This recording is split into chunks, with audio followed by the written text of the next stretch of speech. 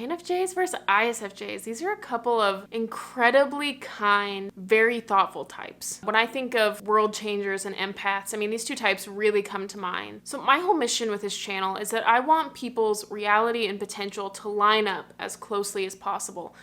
The reason I'm so passionate about Myers-Briggs is because I started at the bottom. When I first found out about it, I was insanely depressed. And then over the course of learning growth strategies and how my personality tends to show up and realizing some of my blind spots, I've begun the uphill climb of being more and more like my potential. And that's what I want for everyone. I want everyone to be able to do the same, to reach their potential, that when you die, you feel like you had impact and you did what you wanted to do. And that all starts with, having the correct type, because the growth advice is different for all the different types. So it's so important that people have the correct type. Otherwise, the growth advice isn't going to resonate and you try it and it doesn't really work. I do have a video about INFJs individually and ISFJs individually, and I also have an N versus S video. So if you're interested in that, you can go ahead and check out those videos. And by the end of this, if you're still unclear, I do offer personality type verification. So you can go on my website, alexiskingsley.com, and we can get a session hooked up. So INFJs and ISFJs can be very similar in a lot of ways. Both introverts, both kind of have this empathic nature. Both are very deep and reflect and process things. Both are very warm and inviting and kind, and both of them just feel like a big warm hug when I'm around them. But they do have some different functions though, and they show up in slightly different ways. And because I do this, I meet a lot of people and I'll ask them what their personality type is and things like that. And I get people saying INFJ a lot. And with a lot of these people, I actually think they're ISFJs. I never tell people, I don't want to just be the person that's like, you're wrong. If someone asks me, I would tell them, but I'm not just going to give unsolicited advice. They both have FE and TI, so I'm kind of skip over that because those are, the same essentially in these types. So I am going to compare, though, the different intuitive functions, the sensing functions, the first functions, and the fourth functions, and I'll kind of compare how they show up. INFJs lead with introverted intuition, and introverted functions turn inward. That's what it means, introverted. It doesn't matter how many people are around, but it just means that you turn inward. Extroverted functions turn outward. And so it means you turn inward toward the intuitions. And intuitions are what's not there. So sensing is literally things that you experience with your senses. Intuition are things that you're kind of reading between the lines, and especially the future. It's very futuristically oriented. The future is something that's not here. The senses are what's here right now, or maybe what has been, whether you've interpreted from the past. And then intuition is future things. They're possibilities. So introverted intuition is kind of taking in possibilities and organizing them to say what is going to happen. And it's not based on the past. It's not saying, in the past this happened, so I can logically conclude that this will happen. That's more of an SI type thing to do. SI does do some of that with SI and NE, the ISFJ. But INFJs, it's just kind of out of nowhere. It's not based on any evidence. And that's actually some people's biggest critique with NI is give me your proof. And they can't really point to the past and say this. But NI is very dissociated from its body. So the analogy I use with NI is you can focus on your finger or you can focus on the foreground. And what NI is doing is it's never focusing on anything out here. It's that is all blurry. And what you're focusing on, metaphorically your finger, is the future and the meaning and kind of implications. So it's very dissociated from the body. And I think an experience that many people have had is you drive home and you don't remember how you got there. And any personality could have that experience. But with INJs, it's like that all the time. It's kind of this constant dissociating from the body and not really being in the present experience, not really remembering specifically what happened. It's just kind of an autopilot. It's a dissociative autopilot type thing. And it's always focusing on metaphorically the things that are going on inside. It thinks about a lot of metaphors, philosophy. It doesn't think about details. So Sally said this, so I think this is going on in her life. SI will do that type of thing. NI is in general, there's a mental health crisis. And in general, people are struggling. And so it's much more general. It's not talking about my friend Sally. Even though extroverted feeling is there, so it may do a little bit of that. But it's in general, what's the mental health crisis? Not Sally's mental health crisis, predominantly. When INFJs are with people, I've noticed they are very empathic and they are very tuned into this other person's needs. But that's more of an extroverted feeling thing. So I'm just talking about NI right now. Whereas ISFJs lead with introverted sensing. And introverted sensing is paying attention to the sensory experiences, just what's happening right now. And they process those internally and they make meaning from them. So it's also a very deep function. I feel sometimes SI gets a bad rap that it's not deep. but it does make a lot of meaning from experiences. But that's kind of the difference. And I makes meaning from trends, and I takes meaning from its experiences. Sally said this, so I think this is going on for her. And last year, this is what was happening, and so I think this is what's going on.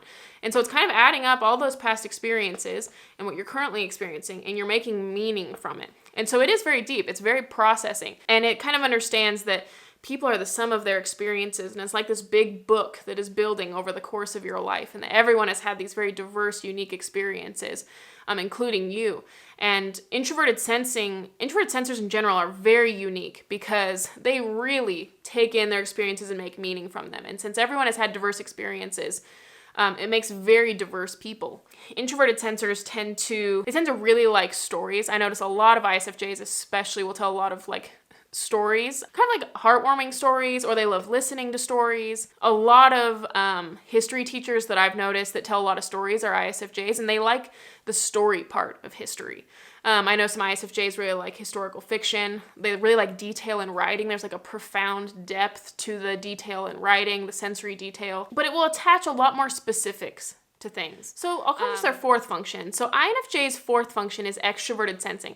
And extroverted sensing is another one of those sensing functions, but it's oriented externally. And the externally oriented functions want to impact the external environment. So they want to input more sensory experiences. They want to increase the level of the sensory experiences. So dominant extroverted sensors tend to be pretty loud. They love really loud music. They will wear bright colors. They like slapstick humor. Anything that's just like big sensory things. They tend to like extreme sports.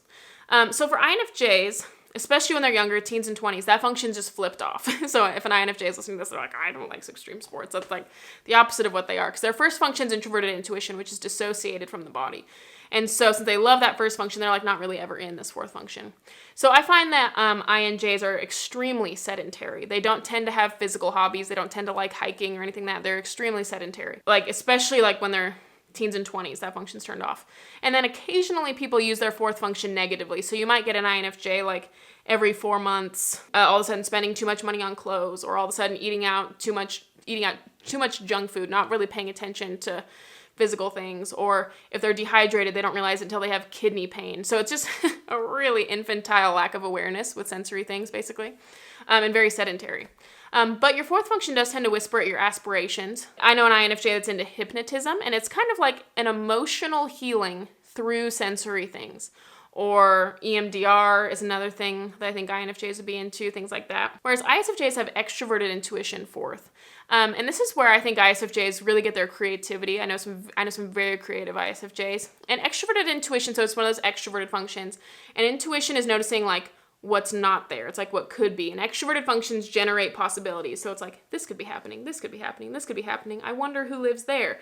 And it gives kind of an optimism, kind of a creativity sense to the ISFJ. And when they're younger, this function can be kind of turned off. So dominant extroverted intuition users, like as soon as they graduate, they move to a new place. They switch careers all the time. I know ENPs who have had like 20 careers.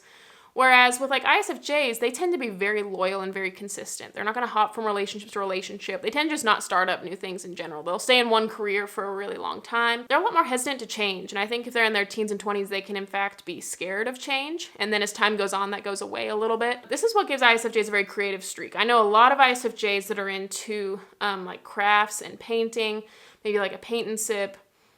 Very crafty, I've noticed with a lot of ISFJs. A lot of ISFJs seem really into Pinterest, and it's like a creativity with a roadmap. Like SI kind of likes the roadmap, NE likes the creativity, so I notice a lot of ISFJs are really into Pinterest. I think sometimes what can happen, so like this function's basically turned off when you're younger. And so you're not using extroverted intuition. And then all of a sudden, every couple months, you get this spike of extroverted intuition. Like, we need to make a change. It's like, we haven't changed anything for 3 months. And all of a sudden, it's like, we need to move the furniture around. We need to make a change. Also, it's like, all of a sudden, things have changed. This relationship has to end. We are changing. And it's just like, all of a sudden, like, we're changing everything. And then it'll go away for like another 4 months. And like, you have all this stability.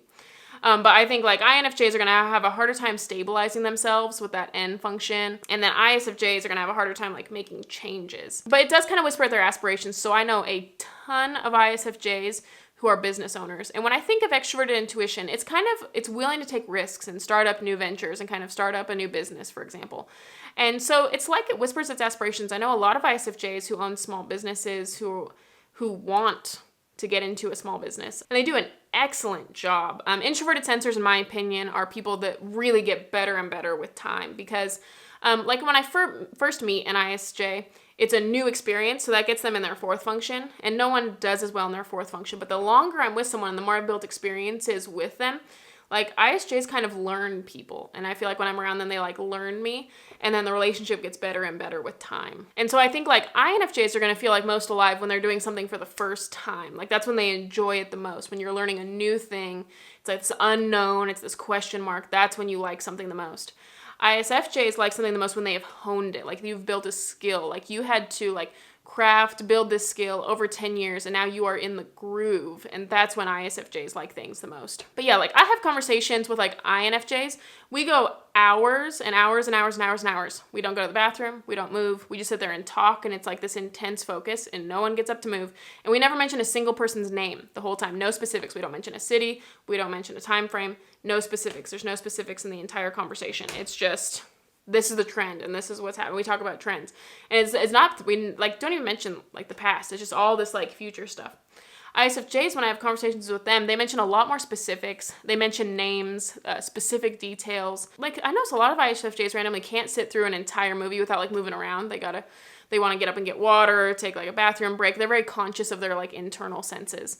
I know a lot of ISFJs are pretty good with their water intake, taking their daily vitamins. They usually have some good like sensory routines like that. And ISFJs are a lot more aware of traditions. Like, you know, an ISFJ, they're like, every year on my birthday, my dad and I go out to breakfast.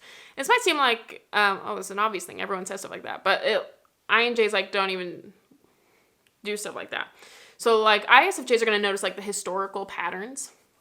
And INFJs are going to notice like the futuristic patterns. IFJs have something very valuable to give the world, and like we need IFJs to show up. We need all the types to show up, but we just need all the personalities to go deep and go wide and really balance those two things so that you can have clarity and you can have impact.